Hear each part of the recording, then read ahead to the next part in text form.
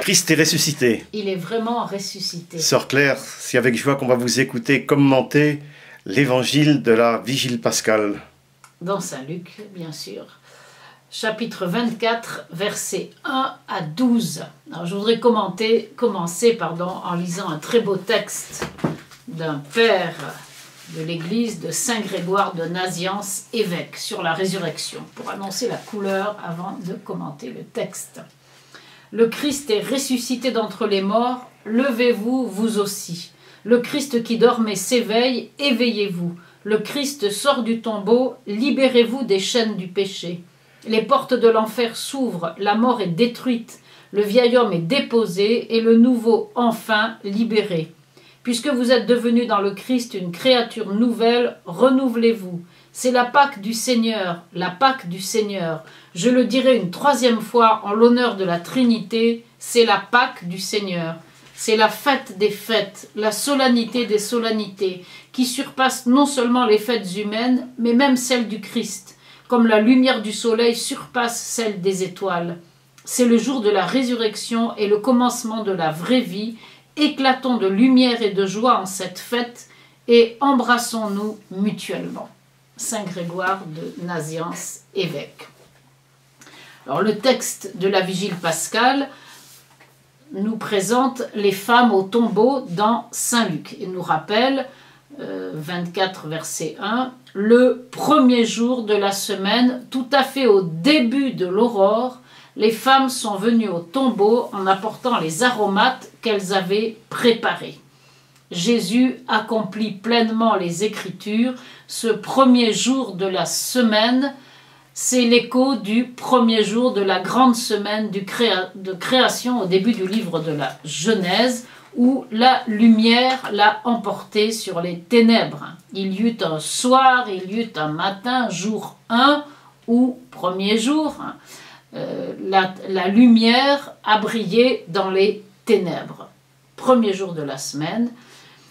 Et puis, en même temps, vous avez l'aube, le grec dit à l'aube profonde, hein, c'est-à-dire juste au moment où on commence à comprendre que le soleil va se lever. C'est l'heure de la rosée de bénédiction dans tous les passages de la Bible, c'est l'heure de la résurrection. Comme il est dit dans le prophète Osée, chapitre 6, verset 3, Connaissons, appliquons-nous à connaître le Seigneur. Sa venue est certaine comme l'aurore. Voilà, sa venue est certaine comme l'aurore. Donc, premier jour à l'aurore, les femmes viennent au tombeau en apportant des parfums. Alors, bien sûr, c'était un rituel, non pas d'embaumer les morts, mais de parfumer les corps. Et en même temps, ça nous rappelle la symbolique du parfum dans la Bible.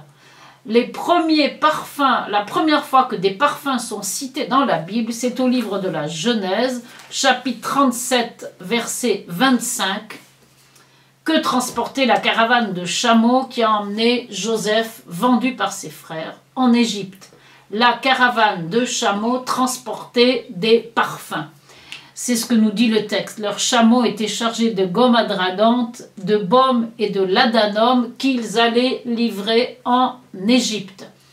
Les parfums au milieu desquels Joseph est parti en Égypte est annoncé que chez lui, en lui, la vie allait l'emporter sur la mort. Parce que le parfum, c'est toujours du côté de la vie.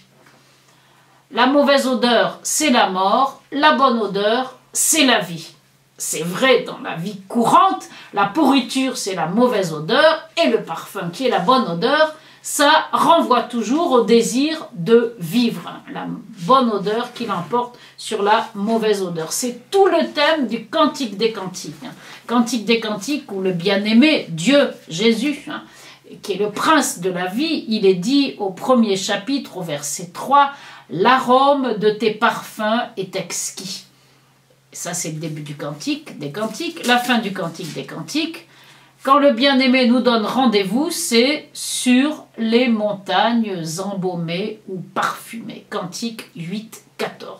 Donc ces parfums qu'elles apportent, c'est plus que simplement d'accomplir un rituel pour honorer les morts. Elles sont porteuses des petits flacons de parfum, myrophores, et elles vont se prendre en pleine figure le parfum de la résurrection.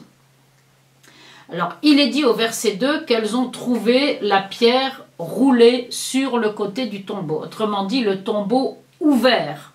Autrement dit, la forteresse de la mort qui n'est plus une forteresse. Une forteresse ouverte, c'est une forteresse vaincue.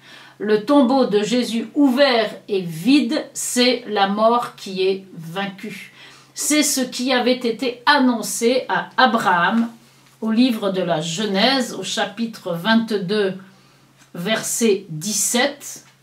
Par ta postérité, je te comblerai de bénédictions, et ta postérité conquérera la porte de ses ennemis.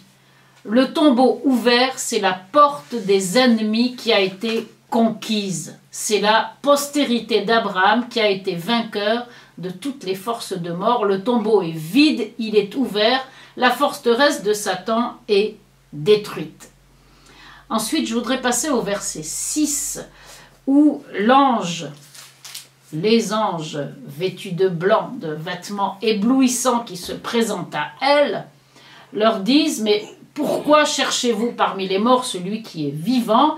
Et il les invite à faire mémoire. Rappelez-vous de ce qu'il vous a dit. Si nous croyons dans la résurrection, c'est d'abord parce qu'on fait mémoire de ce que le Seigneur a dit. Et les femmes ont commencé par faire mémoire, et dans la mémoire, en faisant mémoire, elles ont cru. Et ça, c'est une grande constante dans la parole de Dieu. La foi s'appuie sur la mémoire. Elles ont cru avant d'avoir vu. Et nous, nous croyons sans voir parce que nous faisons mémoire. En Matthieu 26, 75, Saint Pierre qui vient de trahir, il se convertit en faisant mémoire. Pierre fit mémoire de la parole que Jésus lui avait dite et aussitôt il éclate en sanglots et c'est sa conversion. Voilà.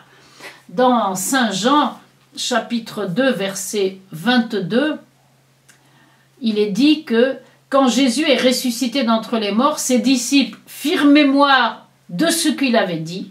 Ils crurent à l'écriture et à sa parole. Donc l'importance de la mémoire. Parce qu'au verset 8, dans Saint Luc, chapitre 24, il est dit que elles ont fait mémoire des paroles et du coup, elles sont allées annoncer la résurrection sans avoir vu Jésus ressuscité. Mais parce qu'elles ont vu la forteresse vaincue et elles ont fait mémoire. Et le texte nous dit que c'était 3 femmes, Marie-Madeleine, la nôtre, Jeanne et puis Marie, femme de Jacques. Ce sont les femmes qui sont apôtres des apôtres. Ce sont elles qui ont eu le privilège d'être les premières témoins du tombeau vide, d'une nouvelle vie qui s'ouvrait pour le monde. La femme et la vie, Dieu a voulu qu'elles soient complètement liées. C'est pour ça qu'il y a 3 femmes pour annoncer que le monde commençait une vie nouvelle.